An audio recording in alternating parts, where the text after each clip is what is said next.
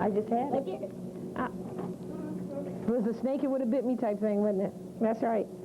All right, so we had left off at the, there was one thing. No, I'll let it wait. The three in front, I'll let it wait till we get to the next one. Peace.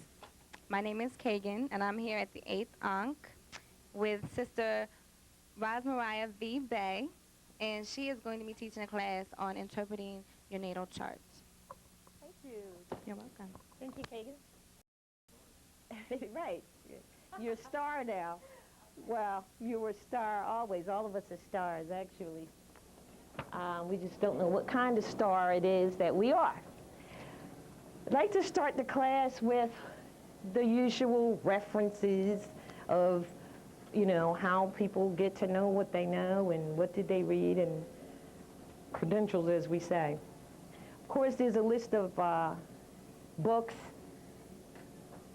that I've read, but more importantly to me, my references become, as I recall, my grandmother, who used to say things to me like, watch the sap in the trees, in the winter it goes down below the ground. And then in the spring it rises back again.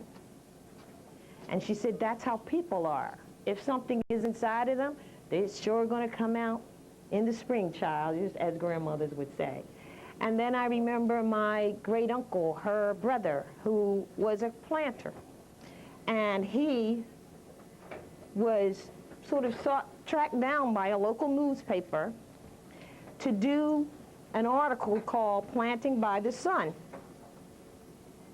where, I'm sorry, Planting by the Moon, Phases of the Moon, wherein he described how to plant, when to plant, what not to plant, and what would happen in detail if you planted on the wrong phase of the moon to your crop. And then, of course, I remember the 70s, when I first became interested in astrology. Everybody was going around saying, what's your sign?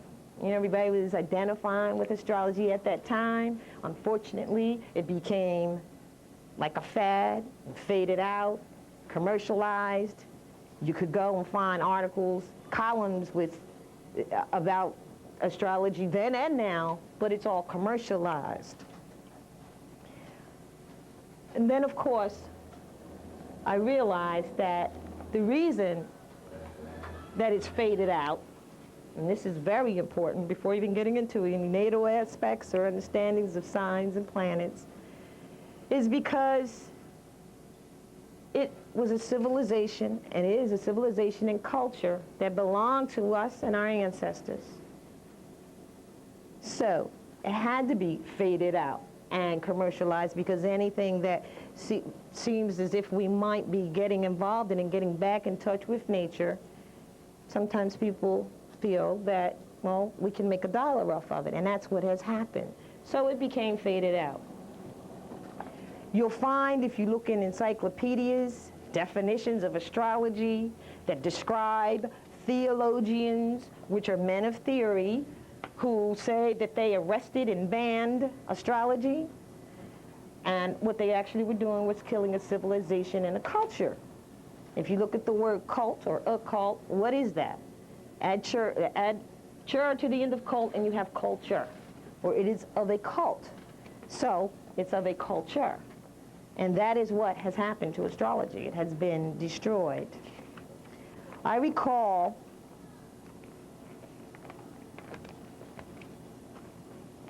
the times when my mother used to say, do not worry about the things you have no control over. And that was a very hard lesson for me, because she would say that everything has its own control. It has rhyme, it has reason, it has a season.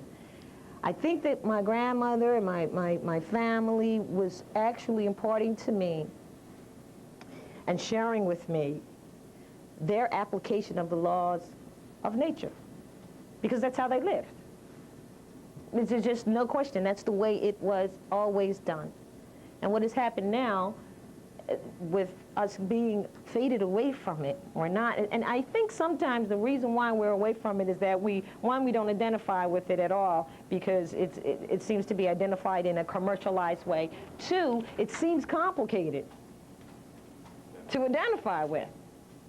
And that's what I want to do today, is just kind of break it down so that it is not complicated. What you do with it after that in terms of your study, that's for you. But it will change, it should, it ought to change, certainly change the way you see yourself and change the way you see astrology. It'll get rid of, without doubt, the God concept, which most of us have already, we know something's wrong there. And that's another reason why it has been arrested and banned, because it would, without doubt, get rid of the God concept. No question. So, I'm not going to read everything that's in my reference, that's for you to do, but I would like to say this. Thank you. Thank you very much. You can read the list of books, but to me, my closest reference are my family. And if we can get back to that, where I don't have to stand here telling you or giving you credentials about something that we all used to know, and not only know, but applied. That's where it has to come to. And it will get there. When we were born under the stars and the moons and the planets. They were watching us when we were born. But yet we think that that they don't affect us. That doesn't even fall with common thinking. Of course it affects it. If the sun is strong enough to spark life in the earth, and the moon is strong enough to pull the tides of oceans, then who are we to think that it has no effect on us? It has a great effect on us. But again, by knowing what these effects are would put us in a place where we certainly we would, if there's no middleman, we would be direct to ourselves.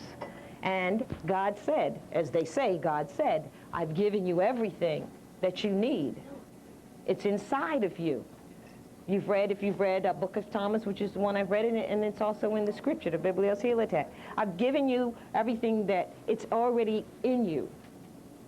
If you should search for the kingdom of heaven, and you think it is up there, then the birds will get there first. If you think it's below, then the fish are going to beat you to it. It's inside already. So if it's inside, why are we looking for anything or anyone to come and salvage or save us? It just doesn't work. It's inside yourself. So, how do you get to that? Definitely, definitely. Zodiac is a representation of the laws of nature. In spite of man's failure to recognize this fact, and I tell you, I have to ask you a question. Do you think that man transforms back into this earth again and again? Or do you think you're just here once and you're going to go, and that's it? Is that a question? Yeah, I'm asking. I believe that man comes back. Man comes back. Again Again and and again. again. Until he corrects whatever has to be corrected. Right. Which could be infinite, right? Yes. Yes. It could be, definitely. Could be. Definitely, right? Indefinitely. So anyone who doesn't know that, I would say to them, look into the eyes of a baby, or their baby, or any baby. Who do you see? You know, that's how you would go with that.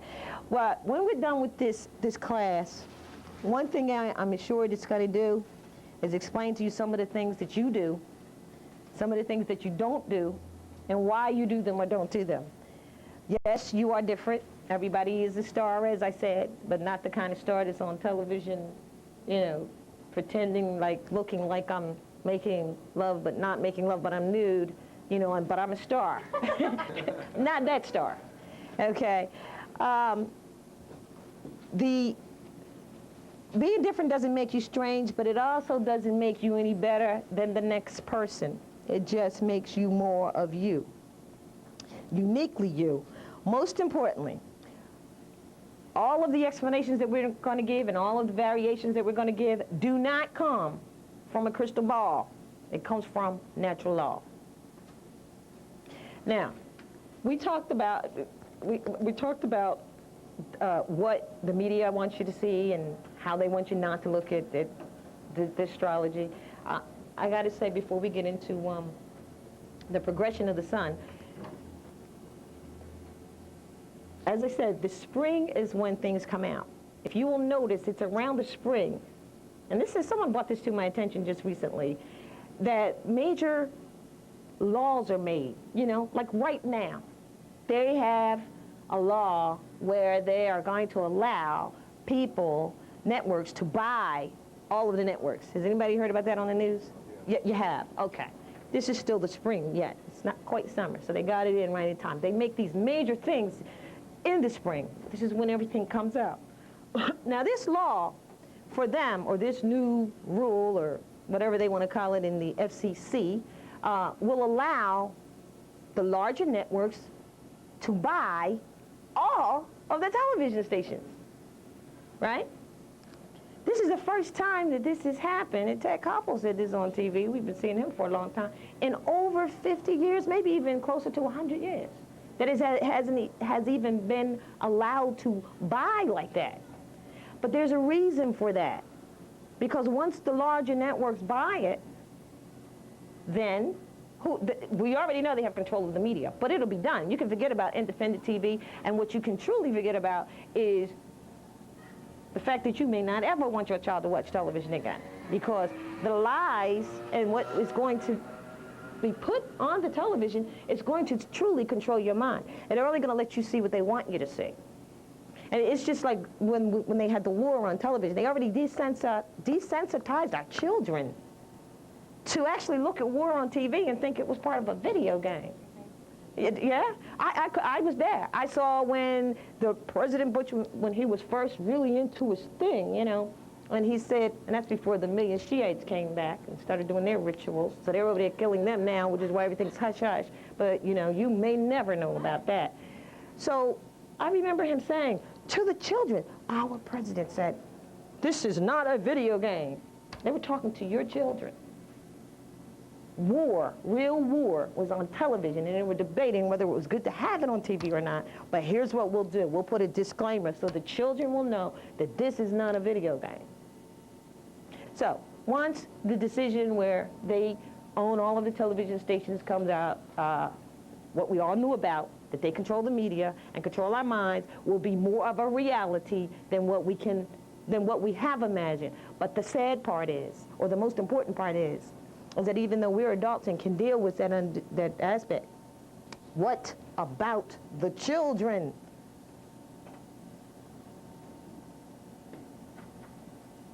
Think, what about the children? So, what do? We have to grab them. We have to. We have to start teaching our children properly.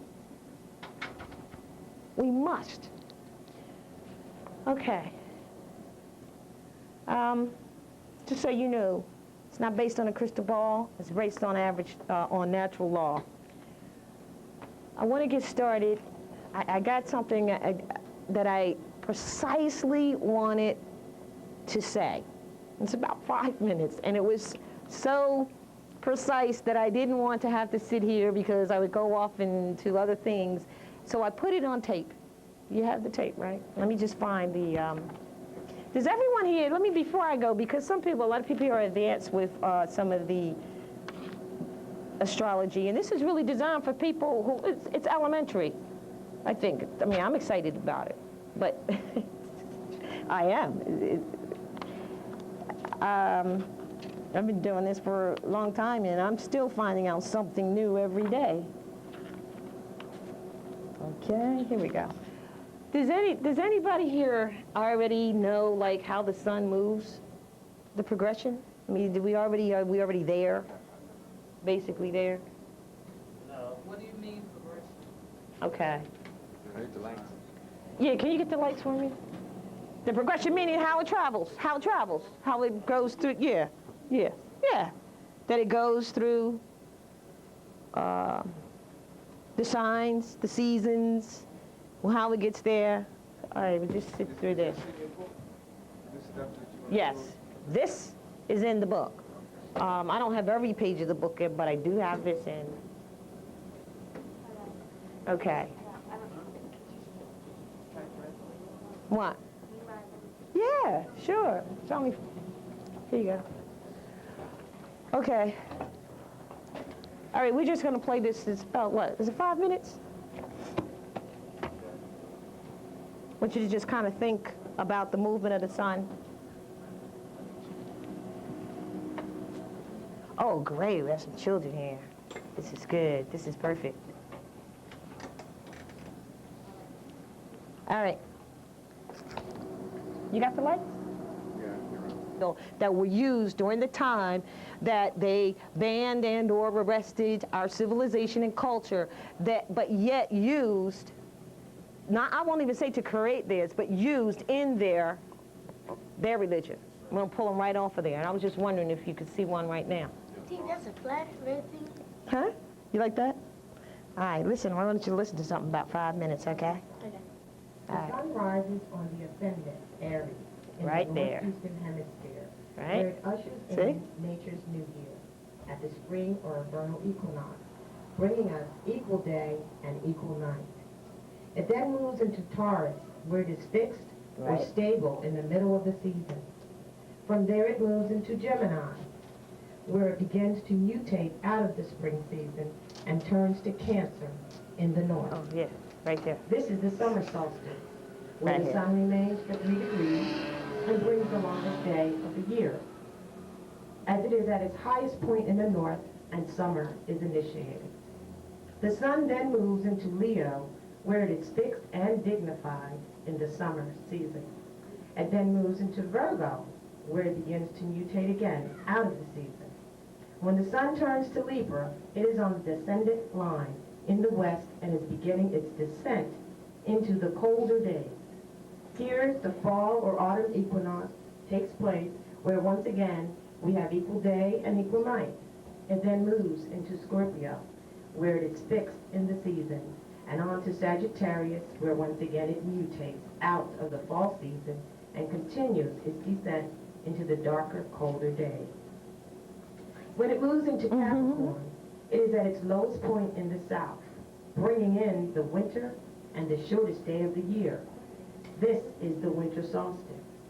And it's interesting to note that it takes place on December the 22nd. The sun remains there in that same degree for 3 days, after which on December 25th, it ascends like a new birth or resurrection and continues on its path. It then moves into Aquarius, where it is again fixed in the season. Then into Pisces, where it mutates out of the winter and begins its climb towards exaltation as it reaches the ascendant line and begins a new year, bringing in once again the spring equinox and a new cycle. As above, so below. It is important to note that the sun does not move around the earth. The earth moves around the sun. The aforementioned progression is true as the sun reflects upon the earth. There are many other elements in the cosmos that have an effect on the earth. When speaking of the zodiac, we have 9 other planets, 12 houses, and 12 stellar lights called sun signs, which shine their hues and energies onto the earth plane. The zodiac is broken up into 3 major areas: houses, planets, and sun signs. The planets move through the 12 houses, giving off certain energies. The 12 signs move through the same houses, and they channel the energy of the planets into certain traits or characteristics.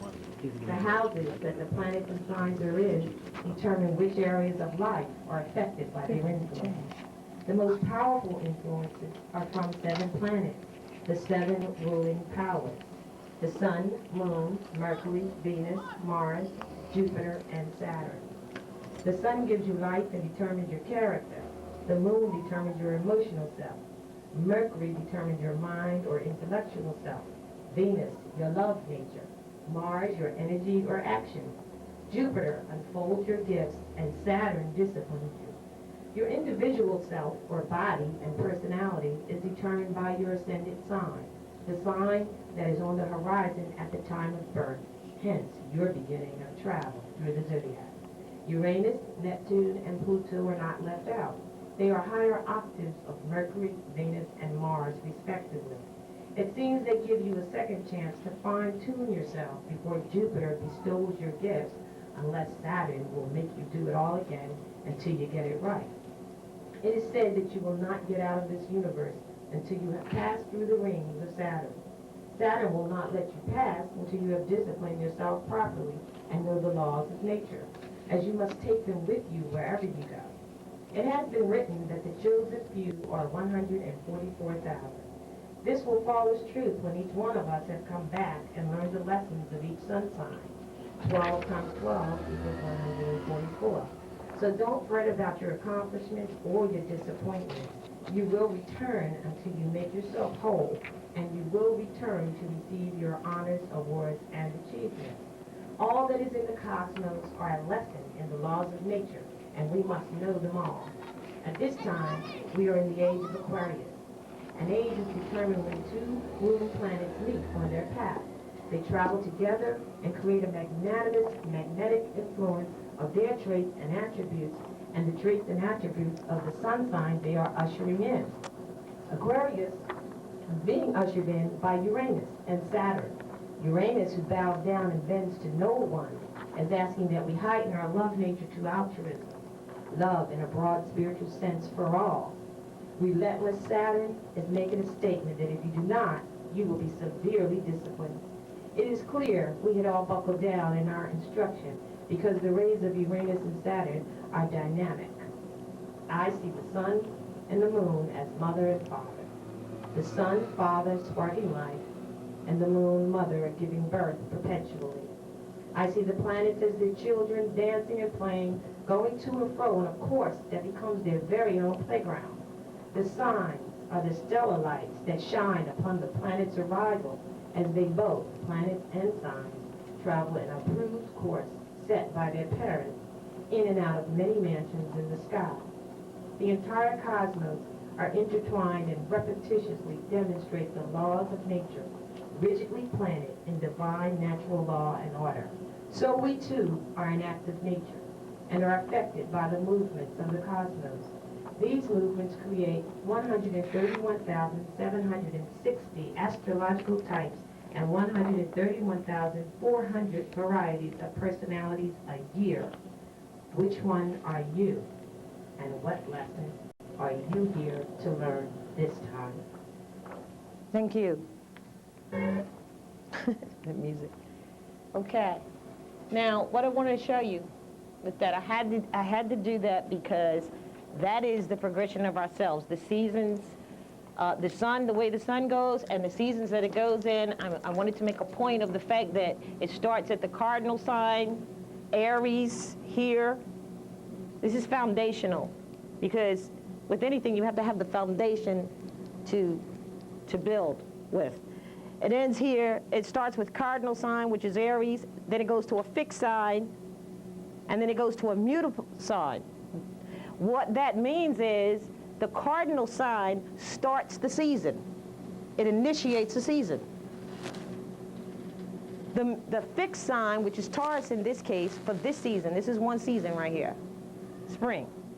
The fixed sign is Taurus. It's fixed in the middle of the season. And then you have, it likes being there. It doesn't, either way, it's right in the middle. Then you have Gemini, who's ready to mutate out of a season into the next season. But Gemini's not the initiator of the season, Cancer is. And this is like we are. Cardinal people get things started. Fixed people, those are the ones that you call stubborn and say, you know, they don't move because they're fixed. Now, and just generally, same thing with Gemini people, mutable, they change to flexible because this is where they are. And you go around the entire, each season. And you'll notice something, and we're going to need this as we go through the other lessons. Cardinal, fixed, mutable. Very important. Necessary forces, necessary actions. To initiate something, to be in it, and to be out of it. That's what a season, what is required in a season. Now, of course, if you're a person in your chart and you have a lot of signs, that you might not be in Aries. And this is how this whole chart thing works. That's why you must know your natal chart. You won't need a counselor, you won't need a psychologist, you won't need anything else if you just get to know you, really. So let's say that you are not in Aries, but you happen to have in your chart a lot of cardinal signs. So then that quality of what I just explained about cardinal will apply to you also. Because that's what happens in astrology. People say, well, she's a Gemini, but she don't act like one. She don't act like this. I don't believe in astrology is not right. It's because It's not that simple. There are 7, actually 10 planets that affect you. Now, as I mentioned, Uranus, Neptune, and Pluto are higher octave planets. So that means if they're higher octave planets, you got the Sun, Moon, Mercury, Venus, the Sun, Moon, Mercury, Mars, Venus, Jupiter, and Saturn. There's the 7. They move faster. They affect, well, all of them's effect is strong, but they're constantly moving. They're what's making the changes of people.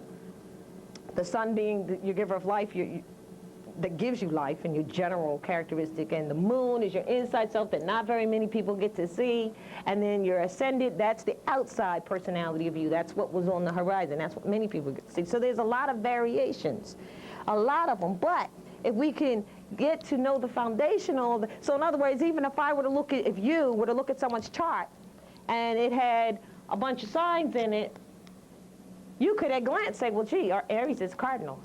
He's got a cardinal sign, so generally he's going to be or she's going to be this way. I mean, this gets down to a science where you can actually tell, you can know, and you might want to know who or how many, or whether you're going to get married. Some people never get married, and other people think, well, Dad, what's wrong with them? They never got married. Or a man might be thinking, wow, how come I don't want to get married? You know, it's because possibly what's in your chart. There's some variations that make it so you can't decide which woman to marry. That's why you don't get married. And that's just the way it is. But once you know that, then you never have to question why. Then you can maybe use your own will and make it happen. Instead of wondering, you know, is there something wrong with me? Same thing with the woman. It's the same thing. Or there's some cases where your chart is, and it's like doomed, you know. It's very doomed because things are kind of like not in good aspect, but it's meant to be. Whatever it is, whatever your chart is, it is meant to be that way. You are meant to be here to learn that lesson. If you've got a lot of pleasant things in your chart, you're here to reap it. If you've got a lot of challenging things in your chart, that's what it's meant to be for you to do so. That's right. And the best way is to find out, you know, to me, I'm thinking, find out what it is, your blueprint is, which is your map, and then go do it and be it. Instead of running around trying to figure out what it is, you know you don't feel, it doesn't feel correct. You know, I always say to people, when something hits your ears, and it feels good in your heart, which is where your soul is, right? It's for you. It's for you, right? It's for you. When that happens, not what someone else thinks it should be and you ought not, and that's how you know what you're supposed to be doing in your life. So, it's kind of, this is your culture. This is your map to finding and being yourself. Of course it knows who you are. Again, it was there when you were born. The cosmos affected, gave you all the qualities that you have. And when you go back up there, even like any religion, they're all going to heaven. Every last one of them, I'm going to heaven. Some of them got a rapture that's coming to get them and take them back to heaven, and they're waiting and all that. But they don't have no idea where they're going. Neither are they concerned. In fact, don't talk about it. But they're coming back. So you just keep coming back until you learn the principles. You're going to have, like I said, you have to take them with you so that you can will your way back. When we talked about will, will is, well, let's get through this. Will is to create. I want to show you, before I get the other one, somebody said they knew what this looked like. Does anybody know what this looks like? Looks like the sun. Oh, that is representing, yes, the sun goes, that's right. It goes around like a circle, a 360-degree circle. And the sun travels around, right? And actually the earth travels around the sun. Because the earth is spinning, and it's spinning, and going around, and it's spinning at the same time. Like Right. on the X. Absolutely. It has its own course, right? How about the moon? The moon is spinning around the earth. I don't know if it spins while it's spinning, but It goes around the earth and goes with the earth too. okay, the moon and the sun sort of travel together, and they have their own separate course, which is why sometimes you'll see people tell you that the sun and the moon are not planets, because the other planets actually travel around the sun, and the moon kind of hangs out with the sun. You know, has its own definite course. The moon's course, you're correct, son. The moon has its own course, which is why we have, actually, the moon has 13 cycles, and a woman has 13 cycles. And there's a lot of moons, too. Yes, a lot of the planets have their own moons. We're talking about the big major moon, right? That's the one we're talking about, the one that we see that comes every night faithfully, right? And the sun that rises every morning faithfully, no matter what's going on. It's there. So that's what, but you're right, and that is the concept of the cosmos. All of the planets have their own course. So I was saying that Uranus, Neptune, and Saturn are Neptune, Uranus, and Pluto, their course is so out there, here's something here, that it's, because they're large, it's not that they're so far away, it's just that they go so far out in their course, but yet they do affect what we do here. We're going to talk some more about you're going to tell me some more about how to, I'm going to need you to help me out, okay? Thank you. Besides seeing the sun, yes, because we're talking about the progression of the sun here, and does anybody know what this is? These things. Does that look like anything to you? That's what they actually are. They are directions. But now, have anybody ever seen the swastika? No. Okay, you seeing it? Now, the swastika actually reverses it, because you said direction, and that is the direction. Sometimes you'll see it this way. It really doesn't matter, because it goes around. And this is life. The tags going the other way is death. Okay? So, as you can see, they're still taken from something that is about the progression of life and used it in a culture. You know, you would have never known that that's what it was. And it's amazing. I had read about that in a story called Rebecca that was in the Moroccan Star. I think part 1 and part 2. It's excellent movie. Excellent article. Also, you read it? Yeah, you did. I think part 3 has to come out, though. Yeah, exactly. It ain't finished yet. No, right. And, yeah, and if you notice in there, it had swastika, had the amulets. See? They had the amulets that the people were wearing. All right, we'll go back. They're on the bottom of the page, and they had the amulets. And I noticed that it was a swastika. Yes. You saw it? Okay. Coming from, because back then, of course, they were honoring the natural law and the sun, right, in the zodiac. But someone else took it and made it, and reversed it and made it to represent their culture of death. So it all comes from. Now, as far as seeing the cross, you see the cross, right? I'm going to change it. You see the cross, and you see, well, you know what, I'm going to leave this one on here, because this one's smaller. You see the cross, and you see this, everywhere that a season changed, what did I say? They were cardinal points, right? Okay. Cardinal points. Cardinal and mutable. And what's the middle one again? Fixed. It's in the middle, so it's fixed. Because if I was standing here, right, and I'm cardinal, and you were standing here in the middle, and then somebody else was on the other side, the guy in the middle would be fixed. He can't move. Right? So that's how you remember that. Fixed is right in the middle, and they like being there, too. That's why most people who are earth signs and or particularly Tauruses, they're tied to their earth signs and they're fixed. But, of course, Aquarius is fixed. And if you know, that's something else to notice. If you notice, Pisces is mutable. So Pisces is mutable, changes a lot. Now, I'll tell you who's mutable. Pisces is mutable. Virgo is mutable. And Gemini is mutable. You're Pisces? You're mutable. Which means you can change very easily. That could be a good thing. It doesn't have to be a bad thing. But just remember, everything exists at the same time. Positive and negative, good and bad. It's a matter of how you see it. It's all at the same. Somebody say something bad happens, it may not be bad. There's a silver lining behind every cloud. If you... Huh? It's like,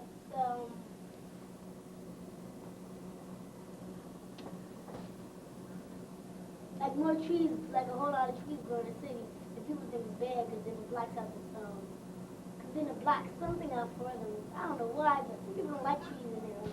What do you think about trees? I like trees. Absolutely. They feel great. Most of them is, Most of them have fruit on it, and that's what you're supposed to eat, son, the fruit. In fact, there's an issue in here about health, about eating meat. You know why? You're supposed to eat fruit and vegetables that Mother Earth provides for you. You don't need to go to the store, to the grocery store, and hope that they're open. You don't need to worry about whether they're feeding you stuff that's going to kill you, because that's what's happening right now. It's bad food out there, very bad food. Exactly. Right, exactly. The trees are there. Now, I'll give you something else, and maybe you can tell your friends this that eat meat when you get older or right now. A tiger is a meat-eating animal, right? His digestive tract is 3 times the length of his body. It's either 3 or 6, because I studied this a long time ago. It's either 3 or 6, and I make sure I'm right, because I know you're going to go check. You come back and let me know. It's 3 or 6. Either way, the comparison is our bodies and our digestive tract is 12 times the length of our body. You thought 3 was bad. What do you think about 12? It takes a long time. Right. So what happens to the meat? It starts to rot and get bad. And that's where you... Absolutely. So a tiger has his 3 times because he's supposed to eat meat and he expels it out of his body. And they eat that. Huh? And they intestine is fat. Yes. Yes. Right. So what I'm saying is what, son, that we... We eat a lot of acidic and rotten. And when you eat meat, it just goes bad in your body. That's what I'm trying to tell you. 5-day-old meat that you left out. Exactly, son. And you know what? That's why people have colon cancer. Has been very popular lately in the past 5 years or 10 years or whatever. Who knows? I don't know. Ever since Reagan got it, it's like everybody paid attention. That was one of the presidents. You know, but all other sicknesses as well. Meat. That's why people aren't as healthy as they should be. Okay? All right. We're moving along. So, we see the cardinal points. That's what we were talking about, right? Remember that. So the cardinal points are where the seasons change. Now, you'll notice that looks like a what? Looks like A cross. Okay, so I got to say this kind of gently since we have children here. Here's what is thought, that this is astrology, and people followed it without question. It is a representation of the laws of nature without question, whether you want to accept that fact or not. In spite of you, it is. So people would watch and be able to tell the time by where the sun was located in the sky. And they had sundials. And then people would have the ability to determine how to plant vegetables in the ground based on where the moon was, the phases of the moon. And they actually, I believe it's Stonehenge, has built, that's what that is. The moon moves. And each slither, if you will, lets them know where it is. Or the sun moves, I'm sorry, for where they have the, I'm not sure if that's Stonehenge, I saw it on one of them, where they have, actually they couldn't figure out what it was for, but they have like big stones and they have openings. Okay, that's for when the sun is moving so they can tell, you know, where it is. But the moon, of course, you can look at it and pretty much see its phases, but at the same time it moves too. So these are the things that were happening. Now, I have a question. what? Is it true that the pyramids are, that each pyramid is pointing to a star? Yes. Tell you about that in a minute. Now, let's see, because we're talking about up here, up in the cosmos, which is part of this universe as well as the earth. So, now, I lost my train of thought. Sorry, wait a minute. Oh, okay, so what I was saying is, so now, this is what people used to go by and live by. Now, when right after the Crusades, or if you look at the encyclopedia, they'll use the 1500s, that's the time frame they'll use, they began Christianity in its present form. And when they did that, they took and they made across. And they took that right from here. Now, the Catholics to this day, what do they call themselves in church? Cardinals. The Catholics call themselves cardinals.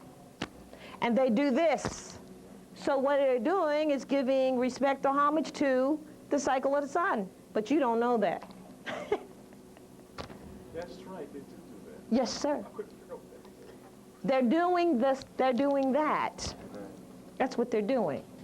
Yes, sir. They're giving respect To the cycle of the sun. That's what they're acknowledging when they do that. So I'm kind of trying to get you to see, or we're trying to get to, right, that's what they're doing. We're trying to get to where this always was and is and will be, despite of whether you want it to be or not, and they took and said, here, we want you to have this religion. And so, of course, they took some of the tenets from, and this is not a religion. That's number one. It's a way of life. It's the way it is. It's the natural universal law. And used it to create, or not to create, I hate to say that, because it has nothing to do with their creation. Yeah, right, to manifest their own, or, used it in their manifestation of whatever they thought they were doing, which is not a culture here. Because to me, a culture means to cultivate, nourish, flourish, nurture. And look at the crop we got today. And I'm not just I'm talking about what's happening. This is, I wouldn't call this culture. So we got to get back to this. Do we see that? It takes the middleman out, and it's very simple. They used it. Everybody used it but us. Everybody used it but us. I'll give you another one. I'll give you one more. Now, I don't have the ticks on here, but the little dots, which are degrees that represent, as you can see, this is a season, and this is a season. I think I might change this so we can see a little better, because we're going to go to the next. Oh, here's what I wanted to show you. Also, the Coptic cross. You've all seen the Coptic cross, right? Yeah. There it is. Comes right off of the zodiac. All right, and we talked about this already, the cardinal points. I put it in red so you could see them and you could see the cross. Yes, son? What is the red part? Where's the red part in the center? Where? What is the red part? That I just did? In there. What Oh, you know what? symbolize?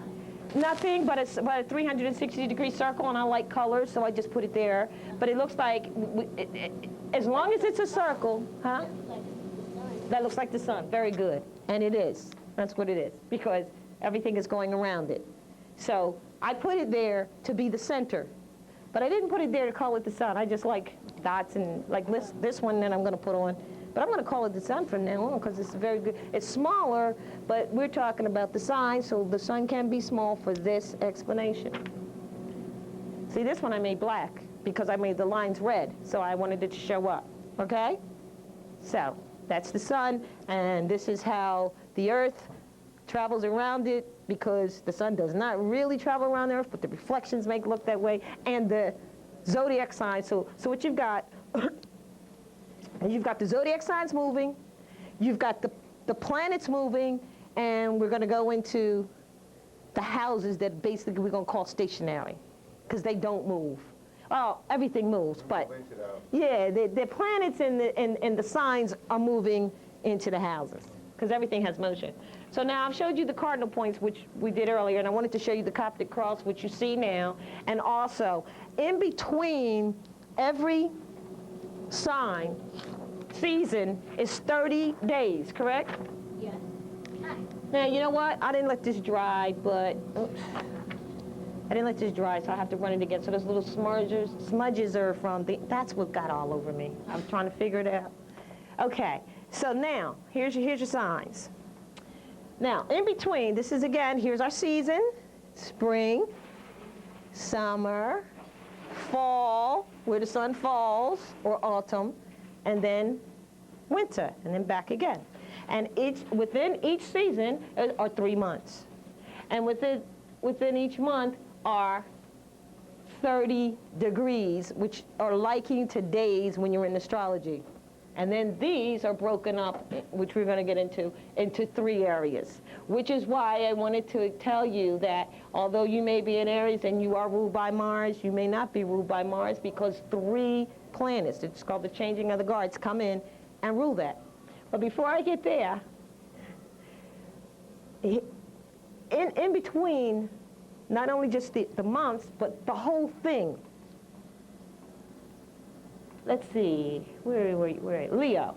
Now let's start here. Let's start with Aries. It's just easier that way. You have Aries.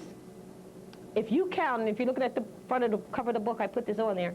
If you count every other sign from your sign. Okay, I'm doing my friend, Pisces. Here you are, that's you. If you count every other sign from your sign, that means skip this one, but go here. Skip Gemini and go to Cancer. Cancer and go to Virgo. Virgo to Scorpio. Scorpio to Capricorn, back to Pisces again. You'll find that those are one. They're all water signs, or they're all earth signs because water and earth is complementary. And right. And the same. Now let's try the fire sign. Here's a fire sign, Aries. Every other one is a Gemini. It's going to be fire or air. That's it. Okay. We go from Aries to Gemini to Leo to Libra to Sagittarius to Aquarius, back to Aries. Fire and air, complementary. Now, what these are called, every other sign from your sign are called deacons. Spelled D-E-C-A-N-T-S. But what do you have in the church? Deacons. And how many do you have?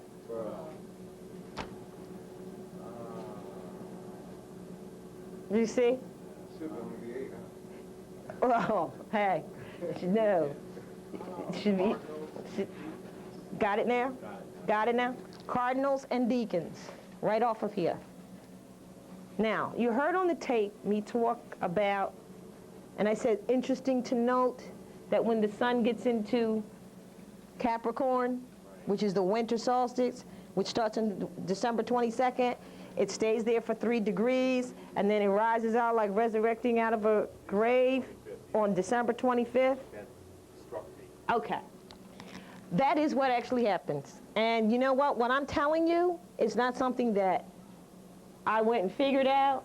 It's written in other people's books also that actually have studied astrology and have put books out that are spiritually motivated. You know, you don't want to get the commercial ones. I've read them too, you know, commercialized ones.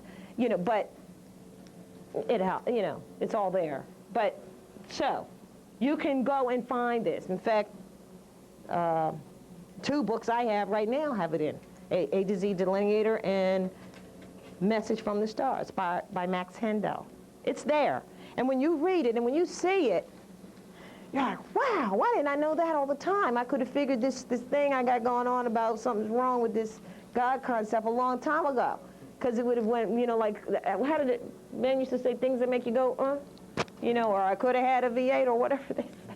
So that's an amazing thing. Now, in reality, that happens in Cancer too, because this is your spring equinox and that's your winter equinox. I took that one down, but that's on December the 22nd. Now, this year, for the first time in my entire life, I experienced the stillness of the sun.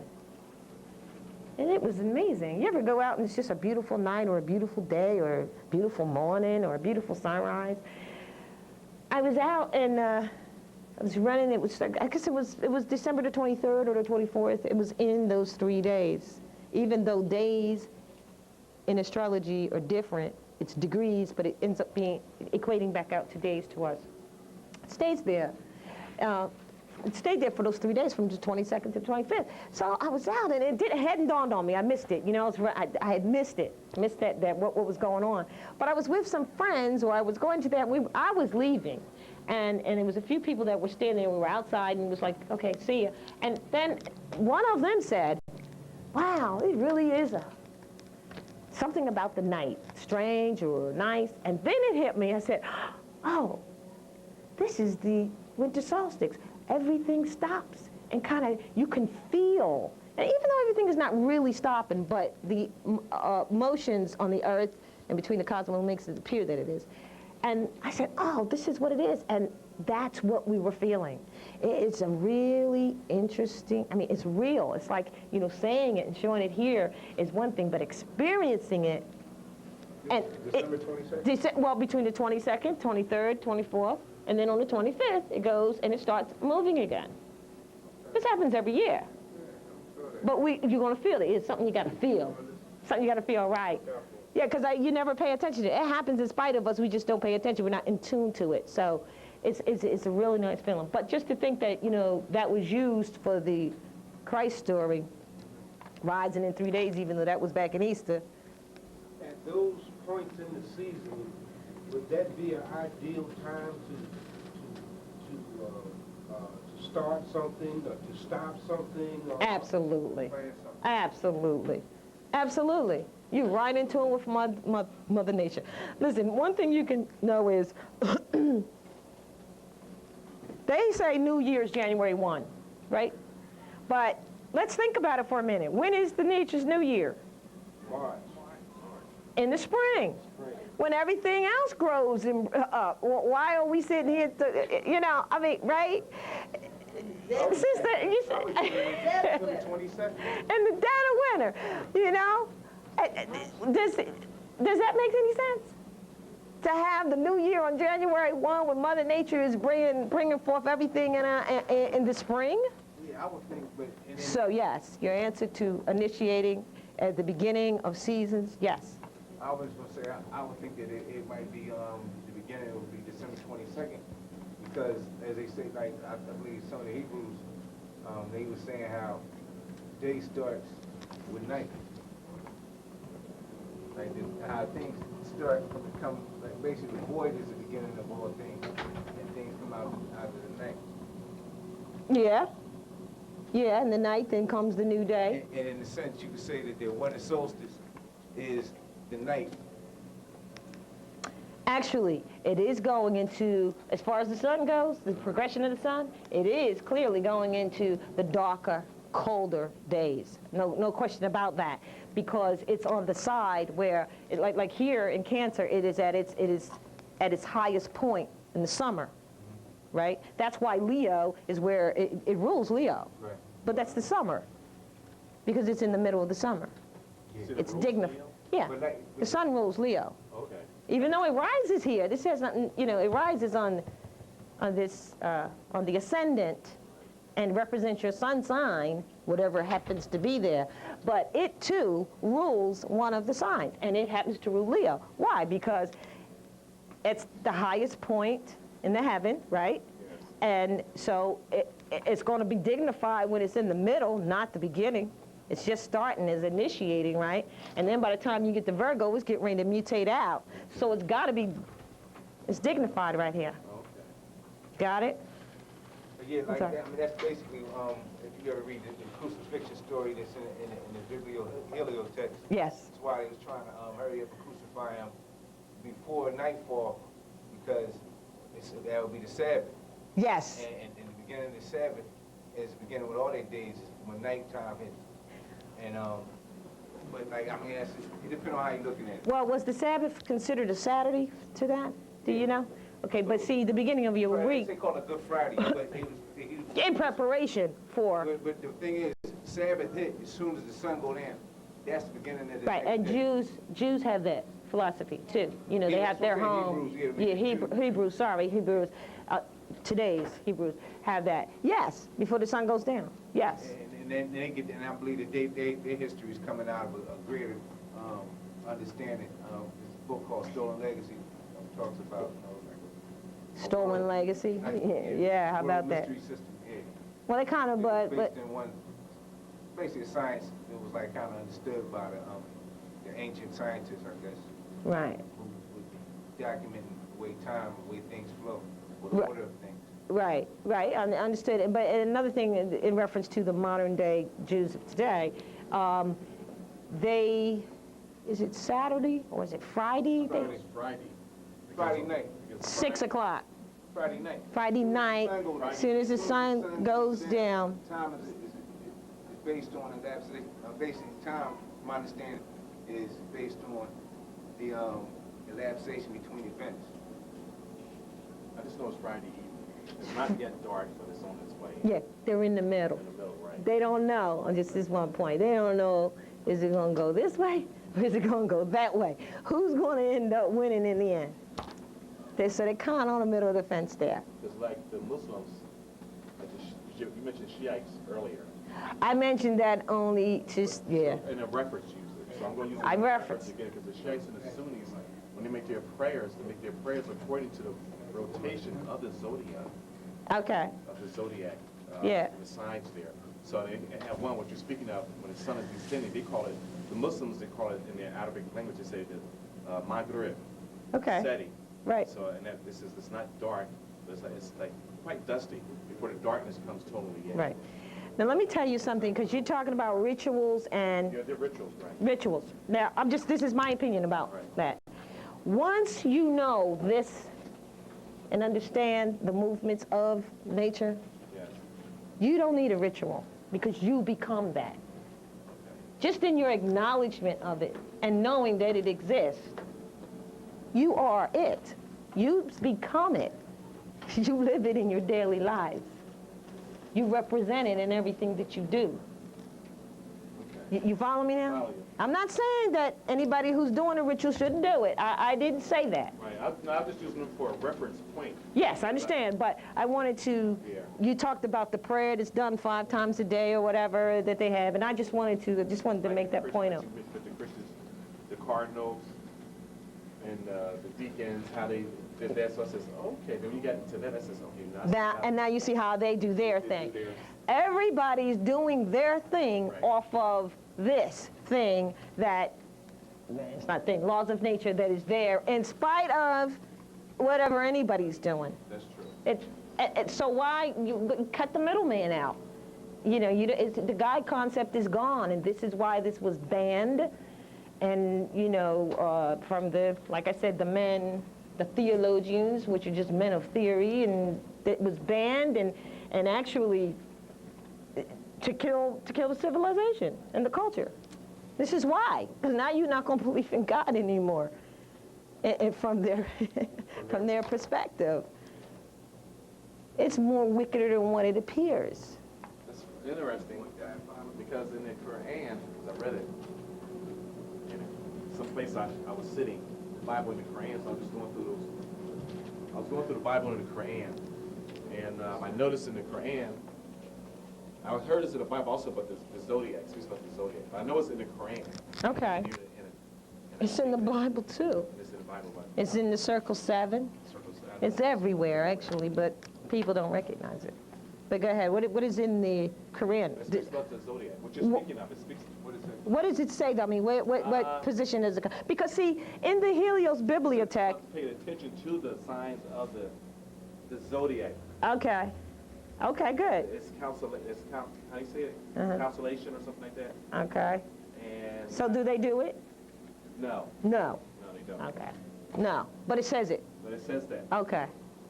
Right. I mean, there's a lot of contradictions. See, what it is, and I don't even want to say contradictions, contradistinctions. I like that word. I do. I like that word.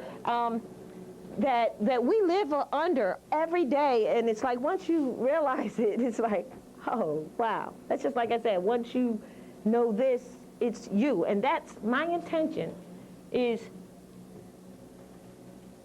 and when we get to the aspects, which are the most complicated that people see in astrology, but hopefully I'm going to break it down to make sense, and this is all part of it because you got to get the foundation of what's happening. There's a bunch of wheels going on, but every last one of them use the same principle. That's why I'm saying the principle. The season comes in, it's initiated, it's fixed, it mutates. You have houses, which we're going to go into next. It's angular, accescendent, or it's cadent. It means the same thing as fixed, cardinal, fixed, and mutated. You got me now? There's 4 elements in the zodiac signs: fire, air, water, and earth. Complementary of fire and air, water and earth are complementary. And there's 4 types of houses: house of life, house of wealth, house of relationship, and houses of endings. So everything is correlated. And also, did you notice the 7 there?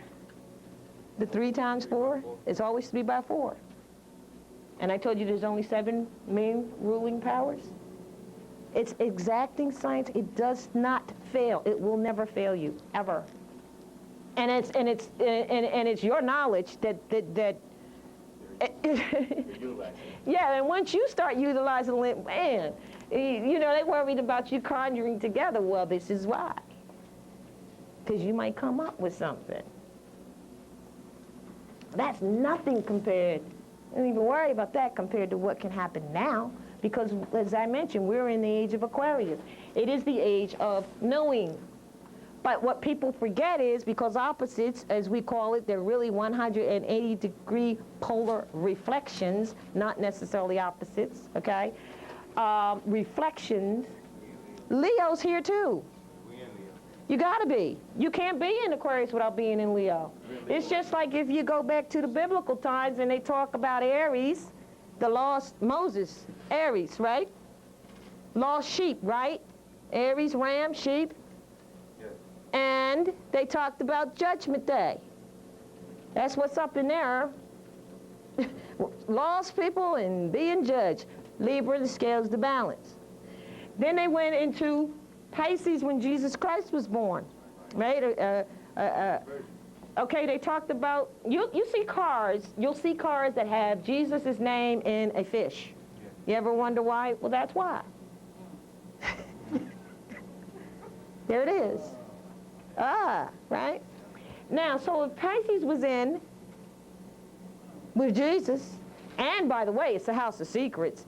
Keep that in mind for 1 second, okay? Then, who else did they talk about? Virgin Mary. The Virgin Mary, his mother.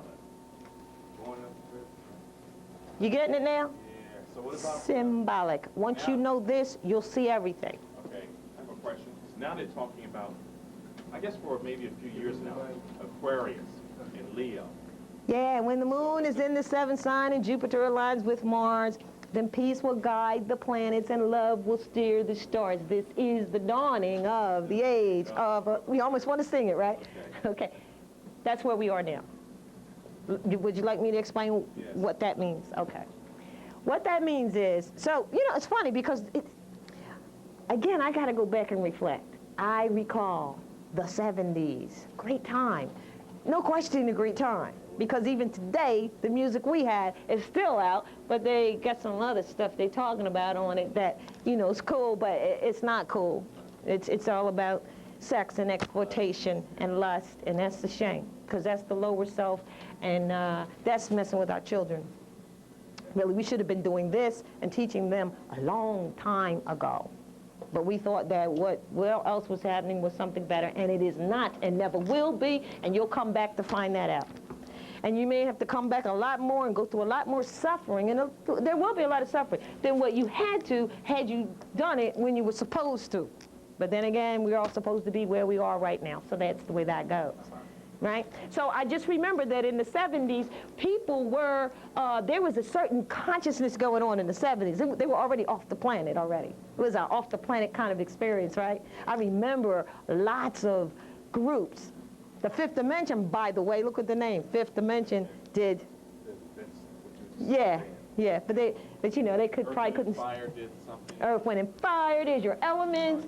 I'm thinking, there's plenty more. Maybe I should make a list. But Stevie Wonder, he did. Yeah, Songs of the Key of Life, and oh my goodness, there's other groups that never even Brainstorm, the whole bit. So, all right, here we are. So they're talking about the age of Aquarius back 30 years ago, and now some people question, are we there, or are we still at the dawning? We're there. If we're at the dawning, we're there. That's what's happening. That's what's up. That's what's up. That's where we got to go. That's where we're going. Besides, an age is 2,166 years. Oh, and that's another interesting thing. Doesn't it say that, quote, unquote, the devil shall rule for 2,000 years? Yes. Isn't it 2,000 years now? According to their book? According to their book, to the book.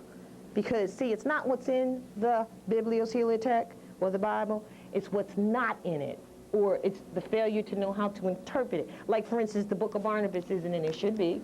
The book of Thomas, which is from the quote-unquote secret teachings of Jesus, should be, because it talks about the collaboration and creation of universes. That's what the book of Thomas talks about, if you read it. If you read it, it's kind of difficult, because at first you have no idea, but one thing you do know is that it's talking about pre-Genesis clearly. It ends with genetics or genesis of the Biblioteliatext. That's how it ends. That's not how it begins. Now genetics, Genesis begins. So it's definitely definitely a science book, and this existence. So Aquarius. The key word for Aquarius is I know. You know what? I don't have that one up. Let me put that one up. In fact, let me put something else up that might even be a little bit more interesting, since although I really like to have the wheel up because I want it to get in your mind. 360 is infinite, it never ends. Okay, I don't have one that has the keys. No, I don't. All right, that's all right, I'll do it. All right, Aquarius, it says, I know. I forgot to put them in there. I'm supposed to have them right there. I know, I use, I see. Wow, I desire. Aquarius, yeah, that's interesting. I'm going to show you that correlation. Aquarius says, I know. And Leo says, some people says, I will. But I explained, I create is the same thing as willing, right? Which one says it? Leo. In fact, wow. Like making interesting, I will now. But in my mind, I'm saying, like, I'm going to fix this, I'm going to make this. Yes. So creating and willing are the same things, because the things that you will and create being the same. My will be done, my will be done. That means create. Man's biggest problem is manifesting his thoughts into creation, into physical, right? So first you think it, Then you will it. then you will it, and we know if you spell it, it's done. That means if you actually write out what it is you want to do. That's why they call it spelling. People around here talk about spells and potions. No, it's just what it says. If you think it first, or conceive it, has to be conceived, which is thought, right, or forethought, then you conceive it first, I'm sorry, and then you actually do it, right? Thought. I had the three things put down. Conceive it. Whatever they should say. Conceive it, believe it, and achieve it. Okay. So first you're going to think it, and then you're going to, it's the thought, the word, and then you're going to do it. That's the three. That's the chart, right? That's how that works.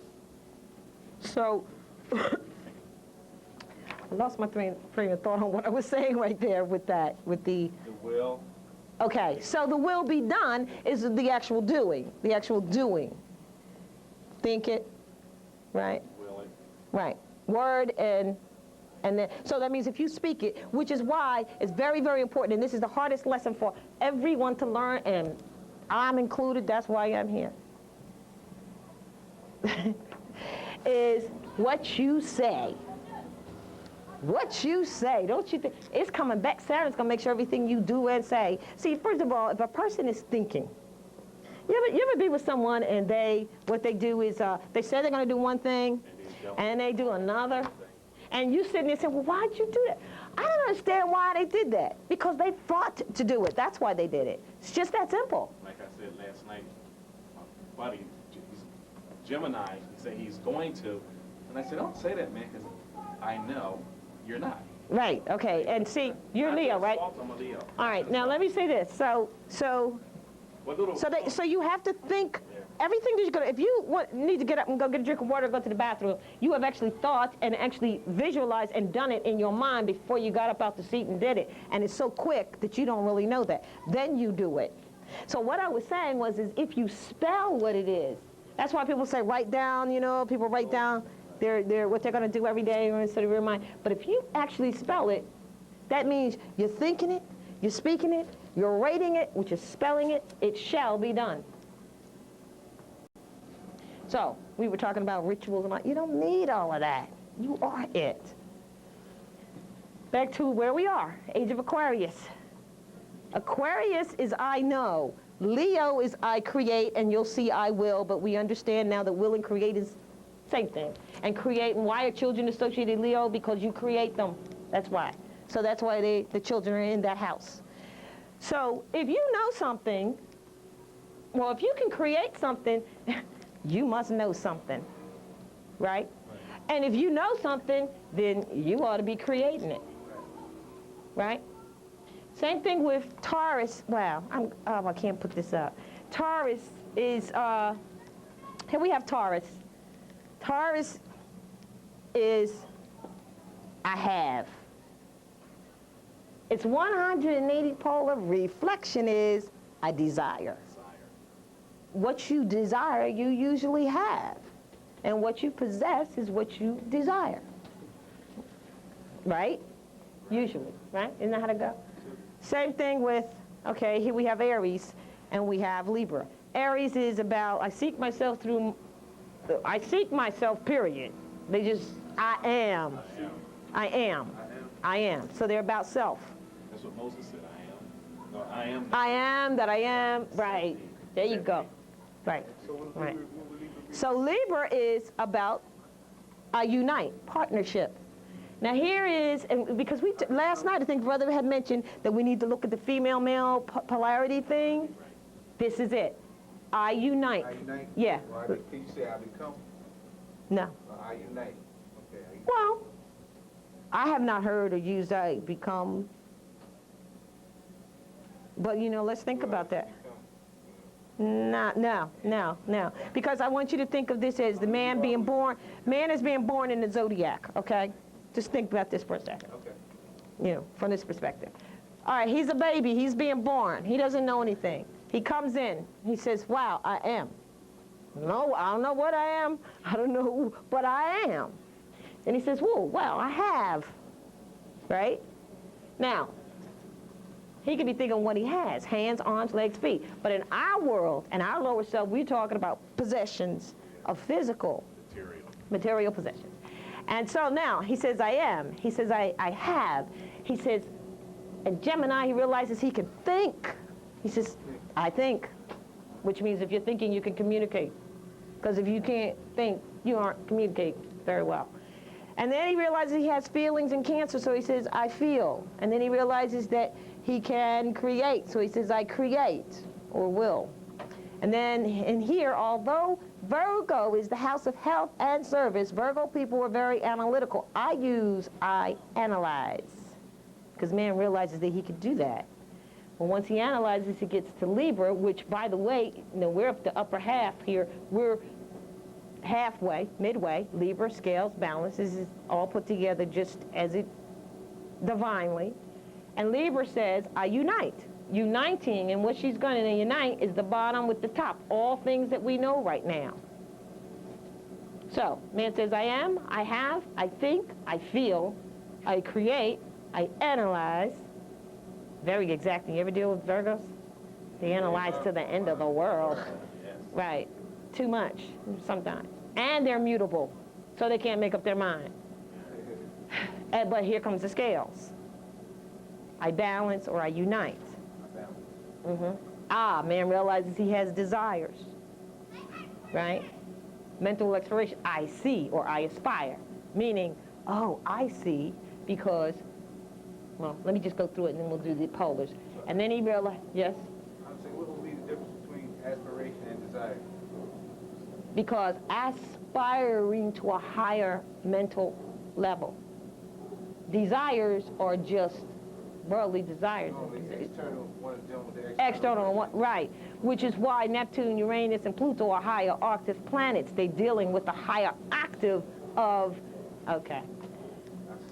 You got it? Okay. And so, right. I see is what I usually put on there because I'd like to explain it like this as somebody being born. Okay. I see. I have, I am, I have, I think, I feel, I create, I analyze, I unite, I desire, I see, or aspire, I use.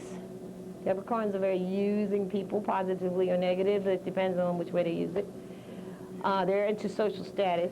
And I know, I believe, and it's ending. Pisces is from the age of belief. Now we're in the age of knowing. Although the signs go this way, the ages go the other way. Okay, so we came out of Pisces and we're into I know. Think about it for a second. House of Secrets. Isn't everything being exposed about now? Yeah, everything's been exposed. Everything.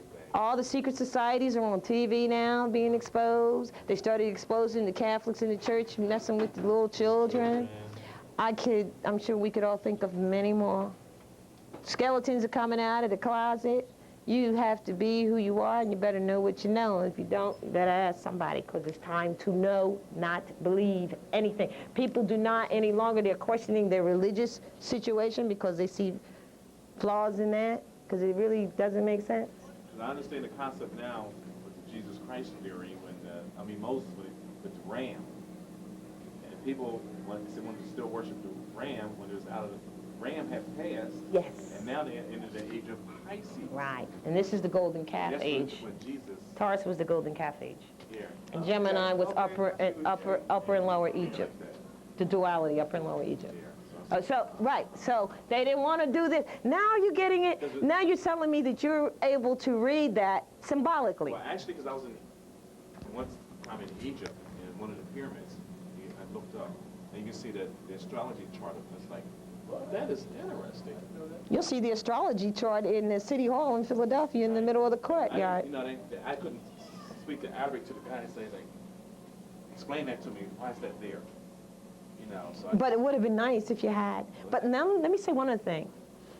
I had a guy come to me and say, I tried to get into astrology, but I was reading about all these mythological people, right. And I said, cut. They're talking about the sun, the moon, Mercury, Venus, Mars, Jupiter, Saturn, Neptune, Uranus, and Pluto. Now, their interpretation of it, which some of it is codified for them in history. Mythology, just like it says. Mythology, a myth. Our stuff is written on the walls and the pyramids. The pyramids. You asked me about the pyramids. Our stuff is written on the walls in stone. But yet you want to go listen to a myth and you don't believe in what is in stone already there, left for you by your ancestors. To find your way back, and they'll find their way back.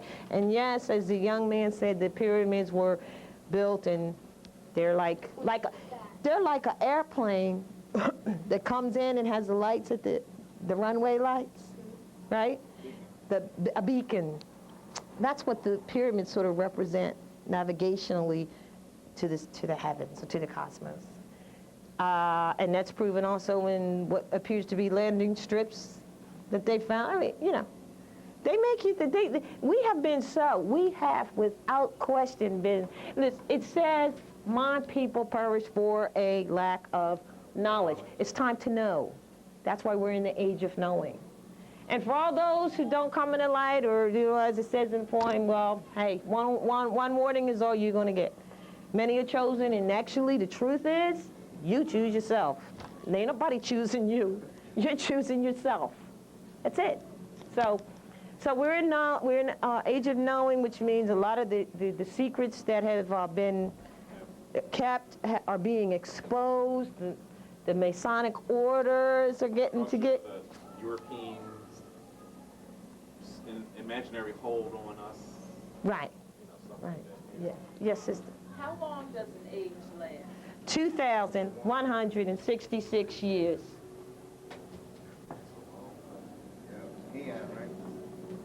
Yes, a long time. But what I found interesting is, again, that it's 2,000 years now, and something's supposed to be over. Something's supposed to be over. So maybe something is over. And I heard they also play with the time, in the way they change the time. Yes.